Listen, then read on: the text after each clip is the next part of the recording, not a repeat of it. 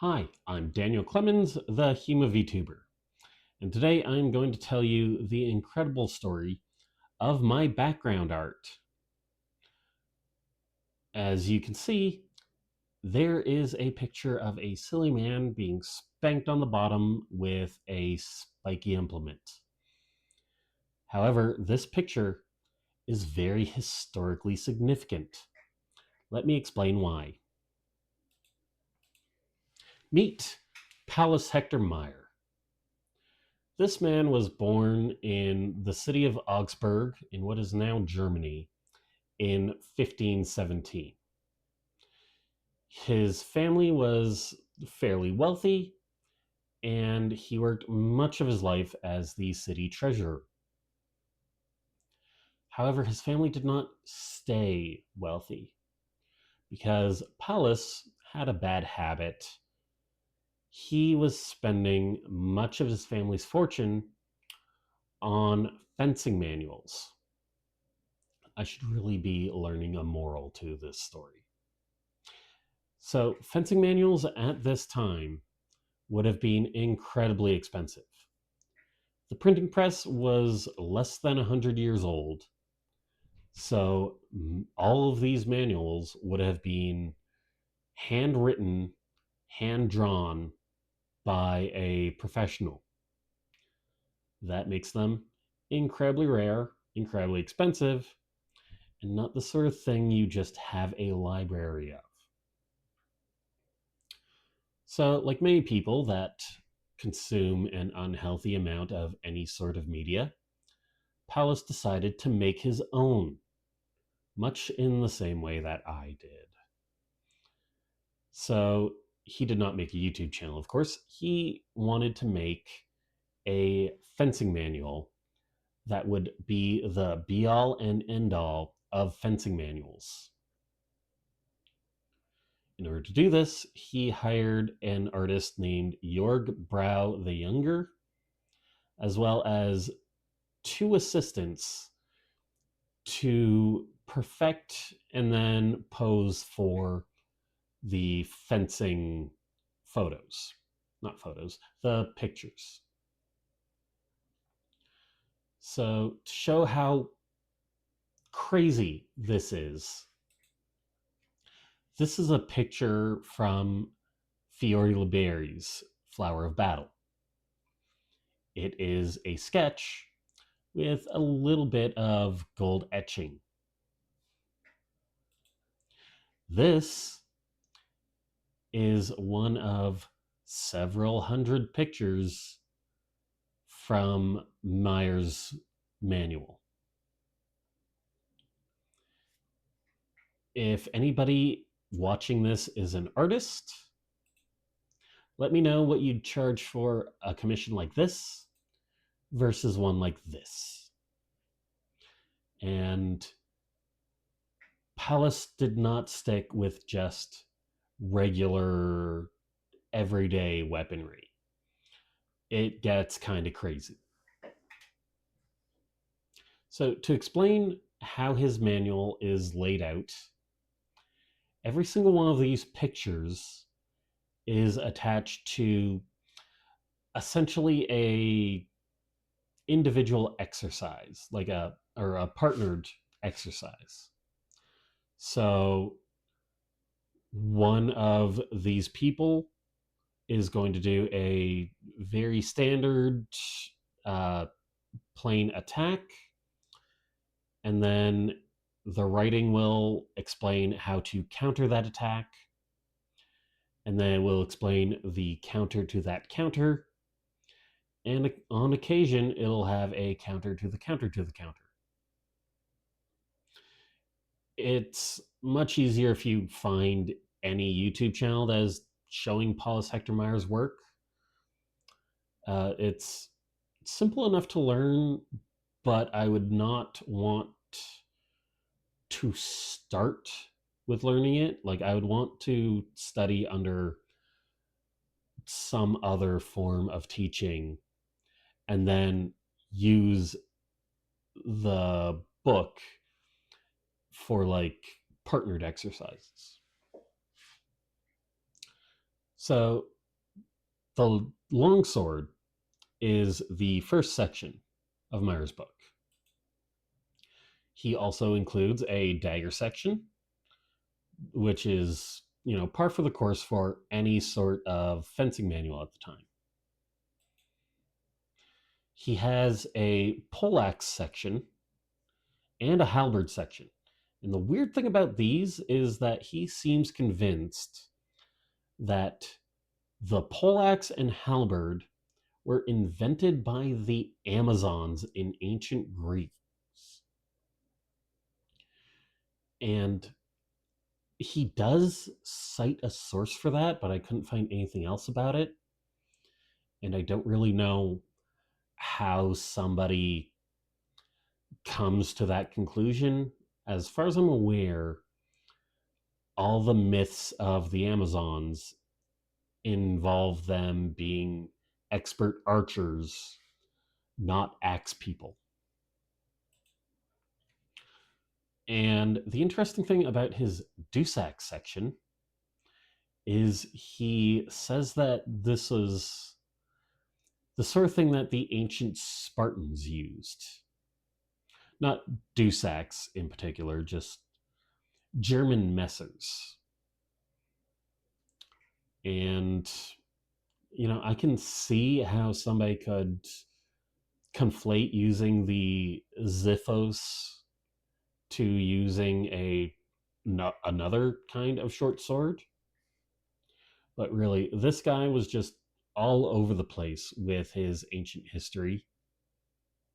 And to be honest, a lot of it included references to people fencing naked. If you have the time, go find Mair's manuscript, go find a translation. There is a lot of historical naked stories in there. So here's something that I found interesting. In his rapier section are the only images of non-white people in his books. And it took me a while to figure out why this was. So the rapier is, well, at the time was widely considered a civilian weapon. It's not the sort of thing you'd want to be carrying into a battle. It's not you don't want to use it as a sidearm in a pike formation because it's just too big. You don't want to be using it against a fully armored knight because it's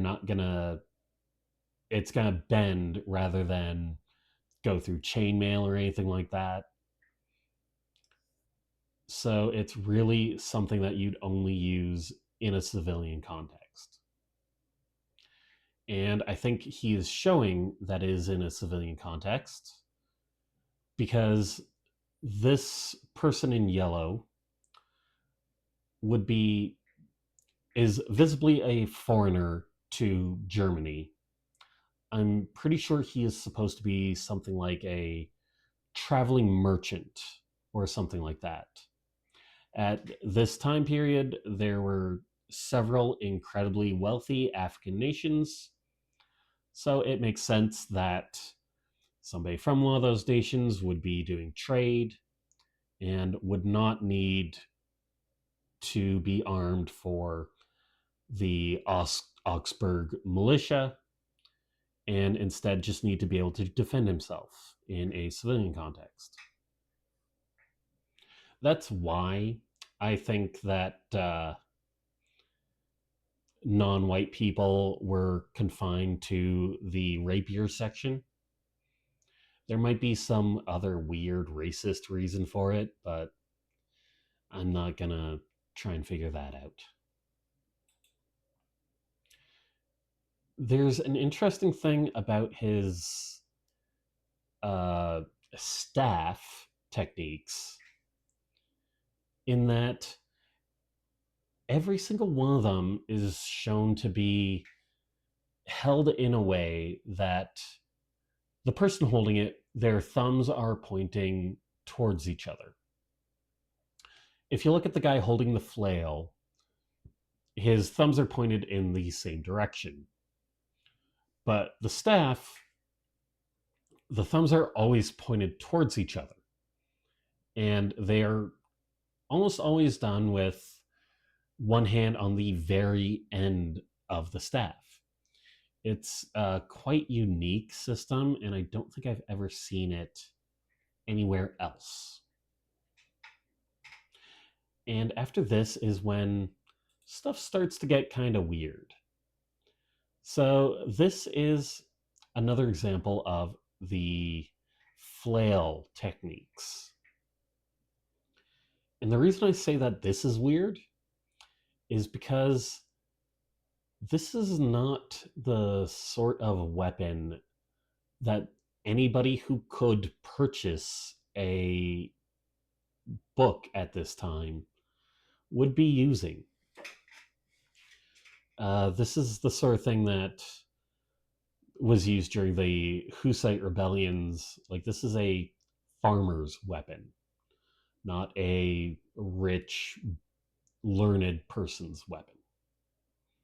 And that continues on for the peasants' staff. It's actually called the peasant's staff. It's just a tree branch.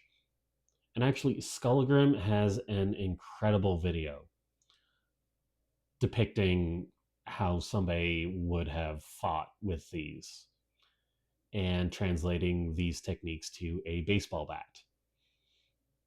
Just something you should look up if you're at all interested.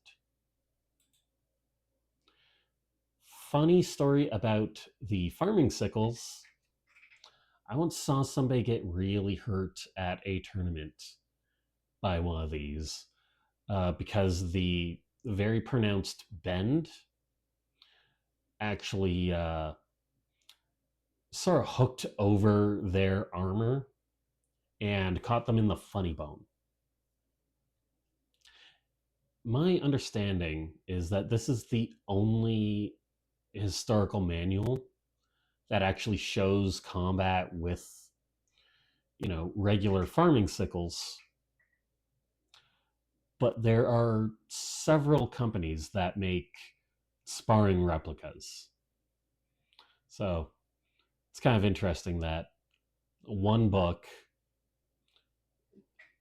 kept this weapon alive.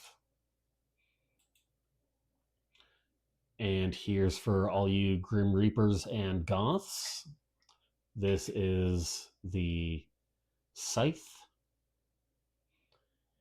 And this is another thing that, I am confused as to why you would include it in this sort of a book. Because you're not going to fight somebody with a scythe like this.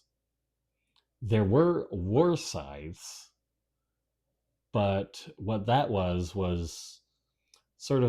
you'd sort of bend the metal on the scythe so that it was sticking straight up like a spear. This picture is, as far as I can tell, two farmers that got mad at each other. In fact, not even two farmers. This is two landlords that had farmers next to each other that got mad at each other. But the staff techniques, there are people that genuinely practice them. As far as I can tell, it's a martially valid weapon, or at least it can be made into one. So that is the last of the, I don't know why they included this section. After that, there is heavily armored knights. This is sort of what you'd see in a judicial duel. If you look really closely, you can see that these knights have an extra hand protection on their sword, specifically to make it easy to half sword, and their pommels are morning star balls with all the spikes and stuff. I think it's really cool. This is great art, and I am never going to have the resources to make this sort of a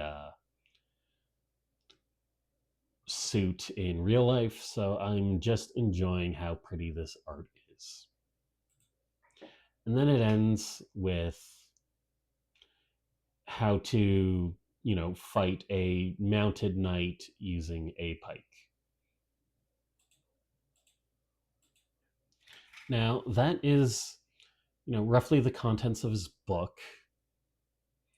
And here comes the, I'm not going to say punchline. Well, yeah, this is the punchline of the stuck his neck out joke that I made at the start of this video. Paulus Hector Mair, in order to finance his book, was embezzling funds from the city that he was the treasurer of. And he got caught because he upset one of his assistants who figured out that he was embezzling funds and then turned him in.